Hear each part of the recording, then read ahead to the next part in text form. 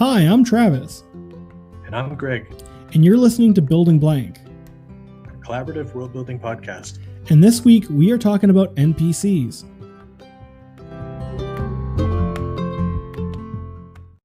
No, sounds good. NPCs. Yeah. All right. Hey, Greg, how you doing this week? I'm doing pretty good, other than I'm a little bummed out that they extended the lockdown again. But Yeah. Well, what can we do? I hope everyone out there is safe, and let's start talking about characters. So, all right.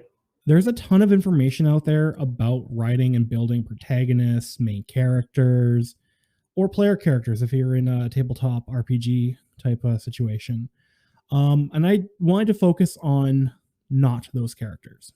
What do I mean by that? So we're going to talk about NPCs. So I'm just going to do a quick disclaimer here. I'm going to use the term NPC to refer to any of the following: non-protagonist character, non-player character, or supporting character. And I'll be using the term PC for protagonist character, player character, main character, or hero or heroine. Yeah. Okay. So what is an NPC then? All right. So an NPC is a non-player character or a non-protagonist or a supporting character that is any character which is not the protagonist / player.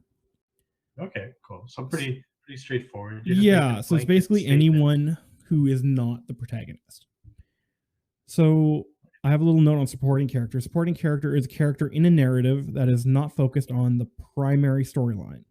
Sometimes supporting characters may develop a complex backstory of their own, but this is usually in relation to the main character rather than entirely independent. So that's a definition I got from a writing standpoint.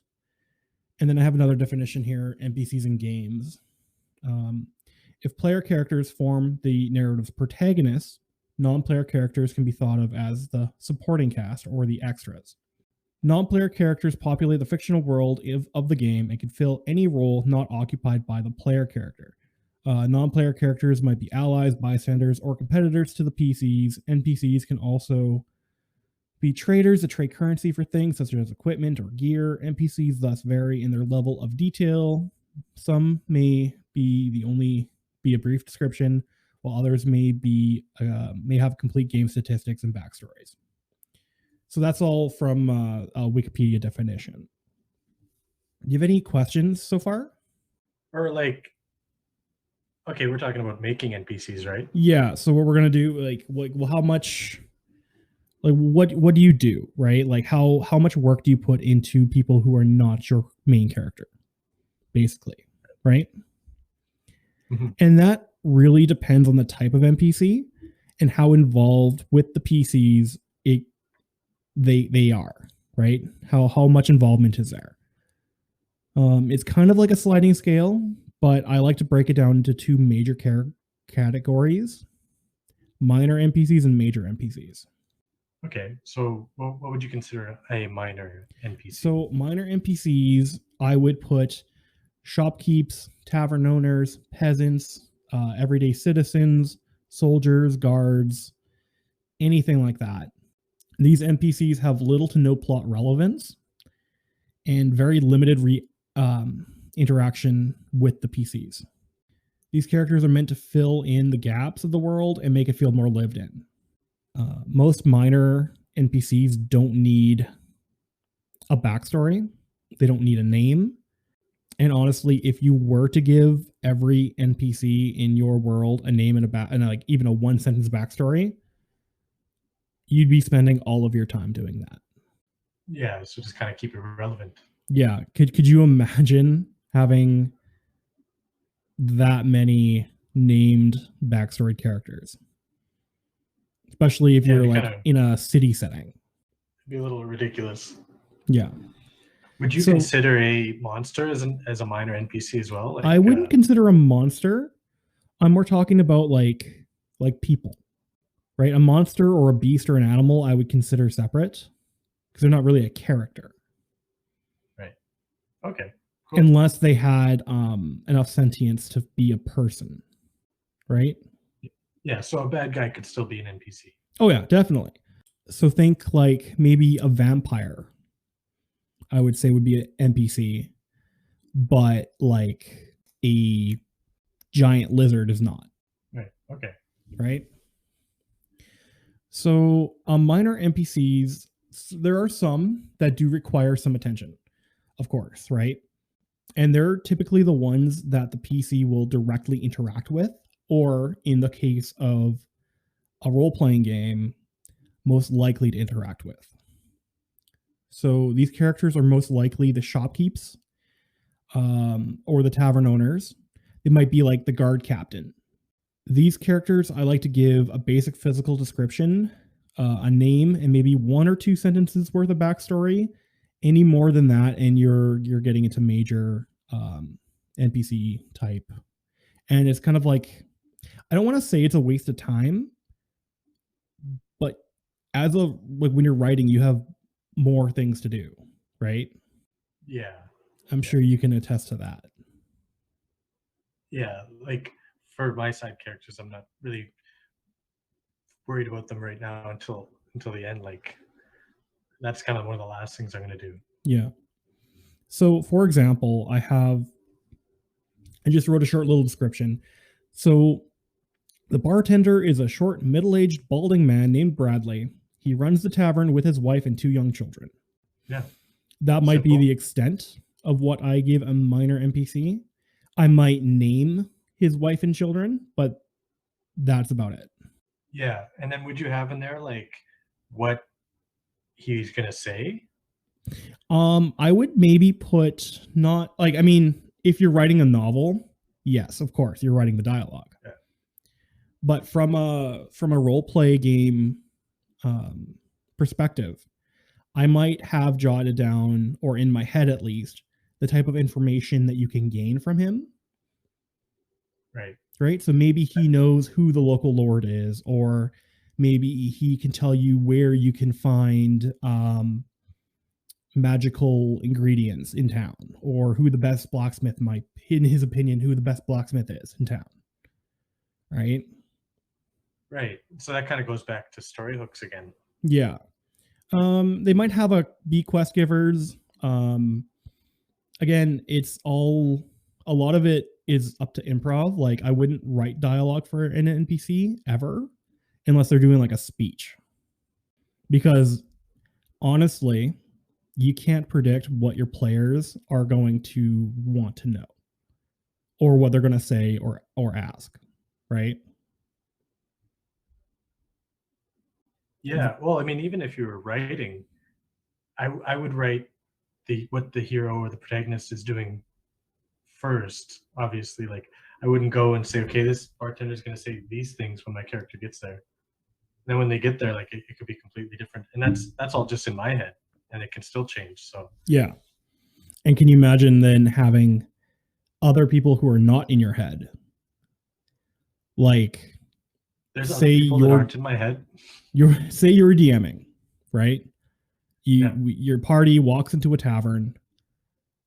My character, the barbarian, goes up to the bartender and says, "Hey man, can you tell me where I can find the best fish and chips in town?" Are you prepared for that question? Yeah. And that's really like when it comes up to improv. Like a lot of being a DM is about improv. It's about having the notes and being able to extrapolate from what you have.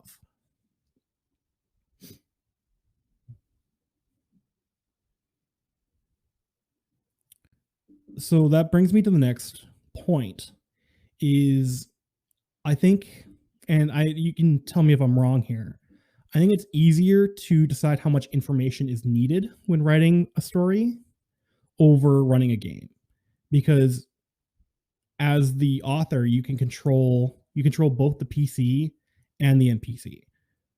And when running a game, any minor NPC can become a major NPC and vice versa, because you can only really guess what your players are going to want to interact with or how many questions they'll have, right? Yeah, I would definitely agree with that. But that's not to say that some minor NPCs in my writing haven't kind of stolen the show a little bit. Yeah. And they're kind of like part of me for some reason made the side character, and then I just found them really compelling, and then so that can still happen even when it's just me. Yeah, I agree. I just think it lends itself easier to a role playing game situation because you can't ever predict. I mean, you can predict, but like you don't know what's going on in those heads. No, you don't. No, not at all. So you mentioned major NPCs. So what would you call that then? So I would say a major NPC is any character who has plot relevance, who has greater interaction with the PCs or potential interaction. So characters like mentor characters, rivals, antagonists, people in political power, like the king and queen. I might give a little bit more backstory. Allies, people who are quest givers, friends of the PCs, relatives of the PCs, or minor NPCs who have been elevated to major NPC status by the PCs. Oh yeah. And here we would do like more of a physical description. So maybe, the king, he's in his 60s, salt and pepper hair, a mustache. He wears flowing robes of red and purple, very regal and gold trimmed. Might have more about his personality, might have more about, his family history or something, rather than, the barkeep, bare minimum, and then improv from there. Yeah, well, especially somebody like a king, that would also tie in with the history. Yeah, and it's more likely to come up, right? Yeah. So you got to I'm coming at it from a tabletop RPG perspective. You kind of have to guess and figure out what is more likely to come up, and that'll dictate the major NPCs. So especially if your campaign or plot requires that, right? If the plot is about political intrigue, or maybe you're saving the kingdom and stuff from some kind of existential threat, right? Rather than like Joe Schmo fruit vendor peddling his apples on the street that your players may or may not ever talk to. That reminds me of the cabbage merchant from Avatar: Last Airbender. Yeah. Great example of an NPC who the PCs never interact with directly. Yeah, other than destroying his cabbages repeatedly. Yeah. Poor guy. From there, that's kind of like the gist of how much work you should put into your NPCs. And of course, there's a sliding scale, and it's not a hard, fast rule for everyone. This is just what works for me. Do you have any examples of NPCs in pop culture or fiction that you really like? Yeah, I got a couple. Well, there was the cabbage merchant that I just thought of. Yeah. And then I really like episode 4 in season 1 of Rick and Morty. Okay. It's called M. Night Shyamalan Aliens. Okay. That's the one where Rick and Morty they're in a simulation by those aliens. And then Jerry ends up being in there by accident as well. And they turn it down so that all the NPCs are just like as basic as they can be, like one word maybe. Like his boss just says yes, I think, right? Mm-hmm. And then Jerry just has like the best day of his life. Because he doesn't even notice. Yeah. Yeah, he wins that Appley Award. And that's like funny. Jerry's not really much. He's like an NPC really himself, Yeah, exactly. And it's a funny take on it. Other characters that jump out to me are like Maui from Moana, who is like main character adjacent. Yeah. Right? So they definitely would, like, if it was a D&D party, he'd probably be one of the PCs. But it's not, so he's not, right? Right. And then like characters in video games, Skyrim really stands out to me because almost all of the characters in Skyrim are named, which is weird. Yeah, I guess it is kind of weird. With the exception of guards, and soldiers, and I think the bandits. So like basically the combat mooks. Every character, every villager has a name and at least some lines of dialogue. I would almost say I want to call Gandalf an NPC, but he's also a main character. Like he rides the line. Yeah, I mean he's definitely the mentor character, right? Yeah, he's definitely the mentor, but he also like you do see some stuff from his point of view, kind of in the movies, but he definitely leans more towards being an NPC. Yeah, like especially in The Hobbit, he's more of an NPC. Yeah, because he's not with them the whole time in The Hobbit. No, and he's like comes and goes, and he kind of like gives a little bit of advice, and then he's gone again. Whereas in Lord of the Rings, he's like part of the Fellowship, right? Yeah, yeah. Also, I like those two guards from Pirates of the Caribbean. Okay. The names are Murtaugh and Mulroy. Are they the pair, or one of them has the fake eye? Oh no, those are the two pirates. Oh, okay. Murtaugh and Mulroy are the redcoats. Oh, okay.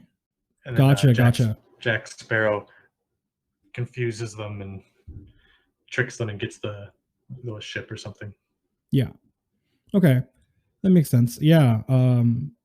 So yeah, that's just a bunch of examples. So, are there any examples that you've came up with that really stand out to you? Like in my writing, you mean? Yeah, in your writing. Yeah. Well, speaking of, I had talked about an NPC, like a minor one, kind of turning into a major one, and I wrote a guy like that. His name was Torga, and he was just meant to kind of be. I wanted to introduce some conflict earlier in the story, and I needed somebody to deliver some dialogue that didn't really fit in with the other characters. Okay, and so it's like some exposition. All he was gonna be. Yeah, he was just supposed to be there in the beginning, and then he ended up getting his whole like story arc, and he ends up going through the entire book. Oh, that's really cool. And so that's an example from something I did. How about you? So early on in the campaign, you guys, I have one character who you guys went and raided a bandit lair, and you rescued. You guys were going through, and you found a dude chained up in the kitchen. He was unnamed, just like a little, hey, these guys enslaved a dude to cook for them kind of joke, and y'all adopted him and lovingly dubbed him Chef, and Chef became a super major character in the story. And it's a really good example of how like, oh, I threw this in, I thought it'd be funny, and you guys just like dived right in on it. Yeah, Chef even saved our lives a couple times, didn't he? A couple times, yeah, because he I ended up like he was completely unnamed, didn't have a backstory, just a dude chained up in the kitchen of this bandit den. And yeah, so afterwards, I was like, okay, let's give this little guy a little bit of a personality and a thing. So I had him like previously being a member of a thieves guild, and gave him a couple levels in rogue just to like, give him some skill. And yeah, he basically came through for you guys a couple times. Yeah, he's so sneaky. Yeah, I don't really like using like DM player characters. Like I mostly used him to take care of your horses, set up camp, cook for you guys. He had a little bit of a skill set that you guys never really needed, except for the odd time. I kept a journal as him just to keep track of the date in world. That's basically why he was there. Yeah, no, I love old Chef. Yeah. But yeah, so that's one example of an NPC that really stood out in my world. And we have a little bit more time here, so I just want to go over a couple tips that I found for making NPCs.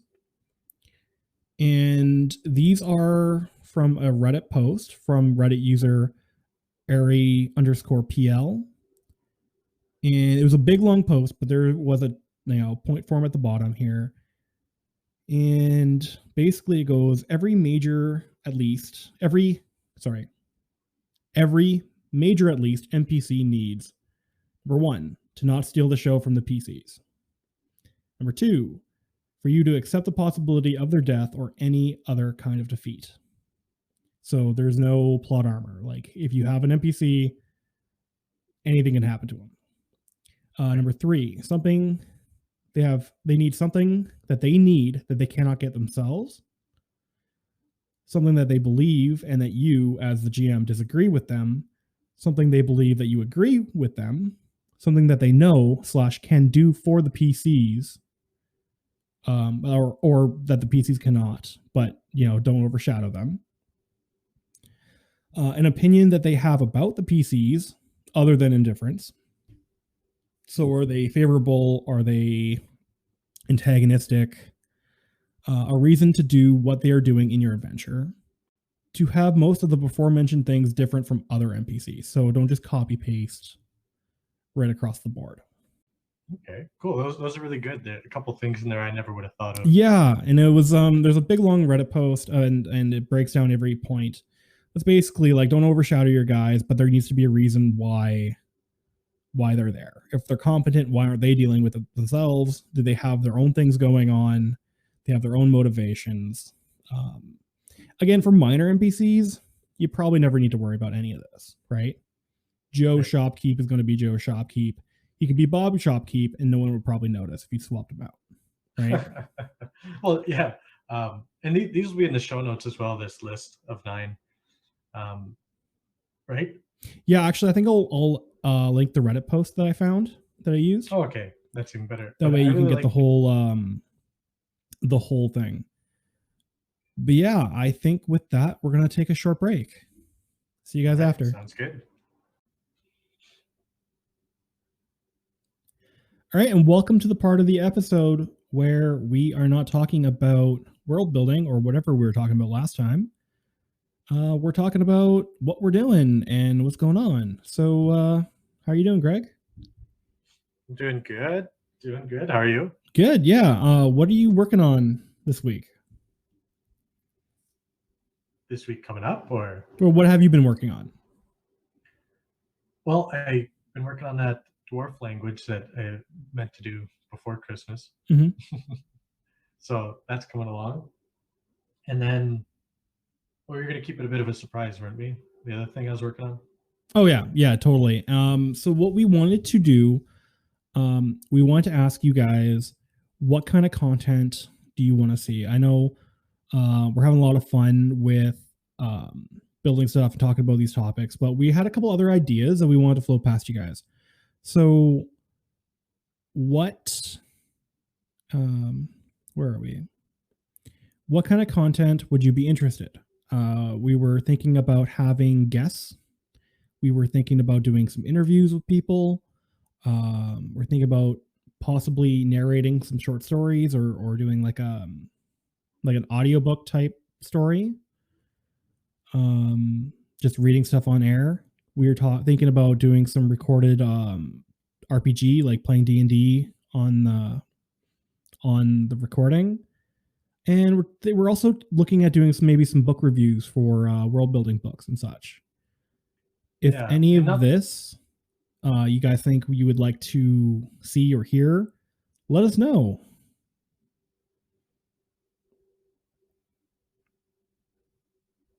Yeah. Another thing we could do is we could even just review worlds that have been built. Yeah. So yeah, if any of these things are interesting, if you'd like to see episodes dedicated to that sort of stuff, let us know. I'm gonna put up a post on our socials, and yeah, if anyone wants to hang out with us, we are in Discord, both of us, hanging out, just the two of us. So come say hi, and yeah, we can chit chat about a whole bunch of things. With that, I think it's time to get back to the show. All right. All right, and welcome back. Yeah, good to be back after the break. So what we're gonna do today, we're gonna do are building a little bit differently today. So we need to do 2 more inns, and it's in the human area of Delta City. So we're kind of Greek themed because it's the Emporion. So what I've done is I've pulled up a ancient Greek name generator because I love generators, especially since my own world is based in classical antiquity. So there's a lot of Greek and Roman names. I don't know a lot of Greek and Roman names off the top of my head. I mean, there's obvious ones like Socrates and Alexander the Great and such, but get some variation in there. And when you're doing NPCs, you usually need a lot of names, right? Yeah, and using a generator means that you're not getting all the names that kind of sound the same. Yeah. So I have this generator up, and we have I brought in a D20 dice. And what we're going to do is we're going to roll the die, right? Mm-hmm. If it's odds, I'm going to pick a male name. If it's evens, I'm going to pick a female name.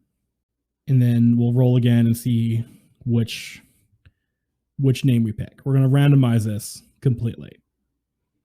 All right, I'm excited to see what we get. Yeah, so I think sometimes people get a little hung up on, a name has to mean this and it has to fit the character perfectly. And you know what?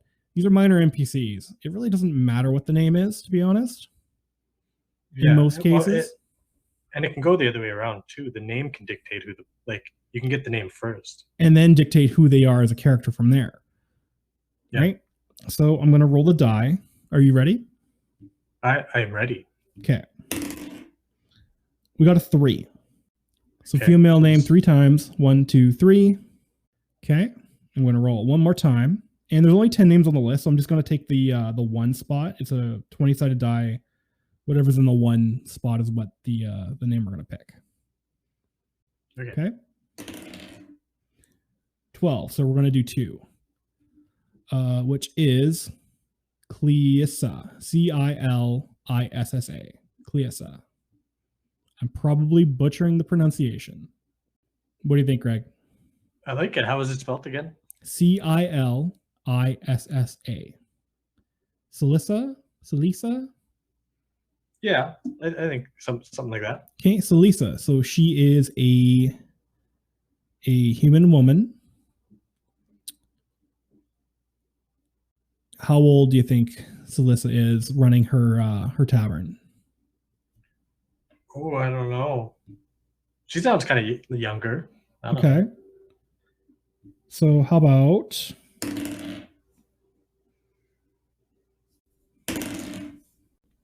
29? Sure. Wow, she's almost 30. She's almost 30. We're almost 30. Oh my god. I rolled the D20 twice and added the 2 numbers together. Okay. Hey, I got an idea. Do you want to get the other name of the other person, and then we can figure out who owns which one? Sure, we can do that. All right, so I'm going to roll the dice again. It's a 9. So another female name. 1, 2, 3, 4, 5, 6, 7, 8, 9. Okay, I'm going to roll one more time. 17, so number 7. Ooh, this is a cool one. Cadilla. Kydilla. That's cool. Another human woman. Okay. So we got two inns. Maybe one should be a bathhouse. Yeah, you said bathhouse, right? Yeah. I heard bathhouse. So one of these people is Batman. Yeah, I was like, what? But then I got it. So Cadilla. How is Cadilla older or younger, do you think? Oh, I don't know. They could even be rivals. Okay. So Cadilla and sorry, what was the first name? There we go. Okay. So Cadilla's the younger one. Okay. Yeah, competing inns. And what are we going to name these inns? Well, if it's Greek theme, I think we can go with things like olive, like we don't actually have to use olives, but like I'm just trying to think of words like there's olives and wine are kind of big things. And if we did do an olive thing, that kind of almost that makes me think of like martinis. Okay. You know, I mean, how about the olive branch for one of them? I thought you were gonna say Olive Garden. I was like, I think that name's taken. Well, when you're there, your family. The olive branch. What do you And think? it's kind of funny. It's kind of funny the olive branch because if these two are rivals, neither of them is really going to be extending any olive branch. Yeah, I kind of like it. So, who owns the olive branch? Ooh, I don't. I think maybe Salissa. Salissa? Okay, Salissa owns the olive branch. What was that? What was that Christmas one? The pig and the grape. Oh, the Pig and Grape Tavern? Yeah, I don't want to steal it. I just wanted to make sure that I knew what it was, so I didn't steal it. Yeah, that's funny because I was gonna say the Grapevine. Did you hear it through the grapevine? Yeah, well, for the other one, Grapevine. the Grapevine and the Olive Branch, and they're rivals. Maybe they're like across the street from each other, Like and in Bob's Burgers. they constantly have like a sign out front and like new specials, and they keep trying to one up each other to drive more customers into their place. Do you think it's working? Maybe. I like it. Yeah, I love it. I think it's hilarious. So yeah, I kind of like that. That took a lot quicker than some of the other ones that we've done, where I've had to edit out like us sitting here not talking, trying to think of something. So which one do you think is the classier establishment? All right. So what we're gonna do is on evens, the Olive Branch, and odds is the Grapevine. Okay. The classier. Okay. Yep. It's odds. Grapevine. So that's the Grapevine is the better one. That one's run by Cadilla. Yeah. So now that you've said it, I'm totally picturing Bob's Burgers, and that's so funny. That one's like classier, but like fake classier. You know what I mean? Oh yeah. Like one's like kind of tacky, and like everyone in town's like, "Hey, yeah, date night at the Grapevine, so fancy," but it's like. Yeah, I just think it's hilarious having that kind of like dynamic. Yeah. Maybe Salissa has a mustache. She serves burgers. You know. Or no, ground meat sandwiches. Yeah, that's right. Because they wouldn't know what a hamburger is.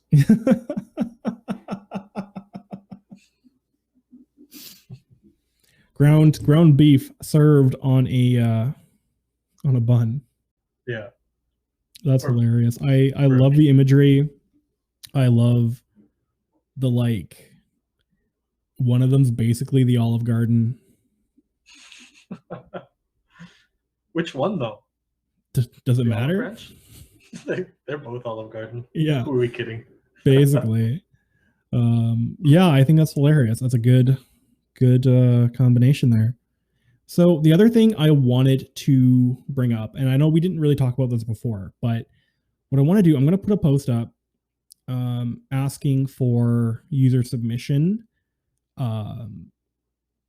What I want is like, give me an NPC, just a name and a business, like a shopkeeper, and what district of the city they're in. So name, what they look like briefly, and like give me a shop that they own. Like, is it, for example, Jennifer the tailor who lives in the Dwarven district? And then next week we will we'll talk about them on the break, probably. All the different things that people submitted. Okay, I like that. Yeah, that way we can include our audience a little bit more with less specifics. I can't say specifics apparently today. Okay, so what should we work on now? Like we're still in the city. So I think next week we will talk about more specific types of NPCs. So we're going to talk about mooks. Nice. And I know you were excited to do that. We were going to talk about them today, but we ended up having so much content because NPCs is a huge, like, I only grabbed the tip of the iceberg here, and there's a huge thing of content. So we're going to go more in depth about that next week. So I think it's time that we talk about our weekly inspiration. So what inspired you this week, Greg? All right. Okay, I got one that I really like. Okay. And it is a quote from Plato, I think in something called Phaedrus or Phaedrus. Okay. And basically, I'll just read the quote, and it's, "For this discovery of yours," and then in brackets, they're talking about writing, "this discovery of yours, writing, will create forgetfulness in the learner's souls, because they will not use their memories. They will trust to the external written characters and not remember of themselves." And so what he's basically talking about is he doesn't like writing. It's almost like an old person talking about how people being on their phones is going to rot their brains. Okay. And using the internet, and or like when we were growing up, like watching TV, that'll rot your brain. You're not going to know what you're talking about, or whatever. And then funny. When our parents were growing up, it was, oh, don't listen to the radio, it's going to rot your brain. Yeah, exactly. And then don't read the newspaper, it's going to rot your brain. Yeah, because you're not going to remember. Yeah. And so I at first thought that was funny, because it's just, oh, okay, that's a universal human thing, first of all. Yeah. And then second of all, I thought it was really interesting, because I wanted to base a whole race on kind of that little sentence, where they don't like literacy. And the reason they don't is because they're all like, well, not all of them, but their culture is very musical and poetic, like. Okay. And they believe in having it being alive, like an oral history based civilization.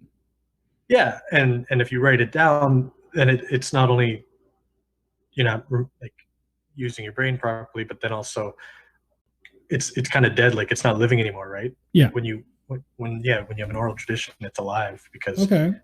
Yeah. So I thought it would just be kind of funny. That's pretty cool. I like that. So that'd be an interesting concept for like a character to experience that doesn't do that. Okay, what do you mean? Like for example, like in a story, if your main character maybe comes across this civilization or has to spend time with them in any way, and they're like, they write something down and people are like, "Oh, how dare you!" Yeah, especially if it's something from their culture. Yeah, like, it's really interesting, and it kind of makes me think of like not necessarily the same thing, but it makes me think of The Last Samurai. I know you love that movie, where I love it. Where Tom Cruise is like writing about his experience, right? Oh, right, yeah.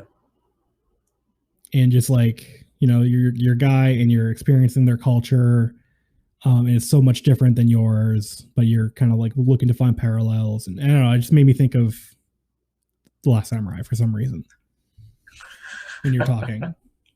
But yeah, that's why I love this one, and I kind of had it been knocking around my head for a little while, so It's not exactly for this week, but yeah, that's why I thought I'd mention it. It's something that inspired you.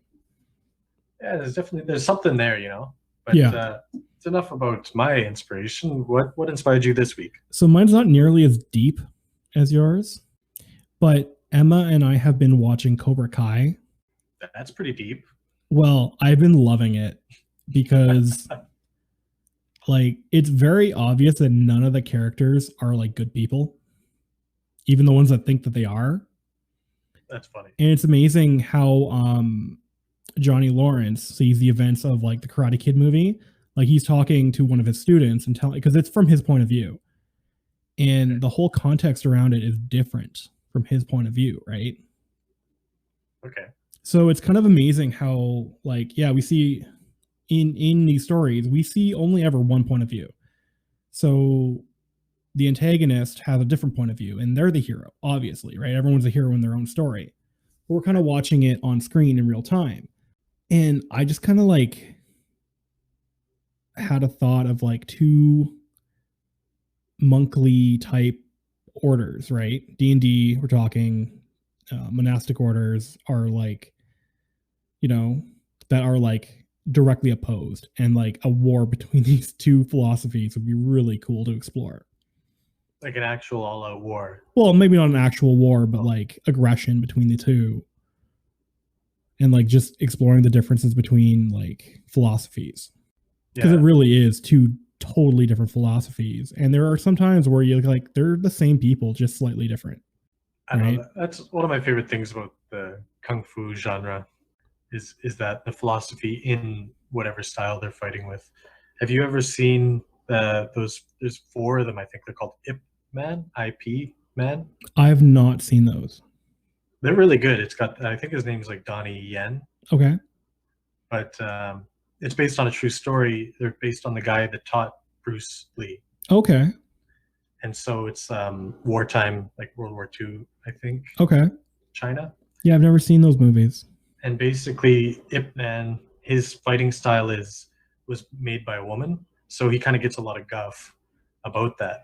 Okay. But he just destroys everybody, and that's all I'll say about that. But it's really good. Okay, I'll have to check that out.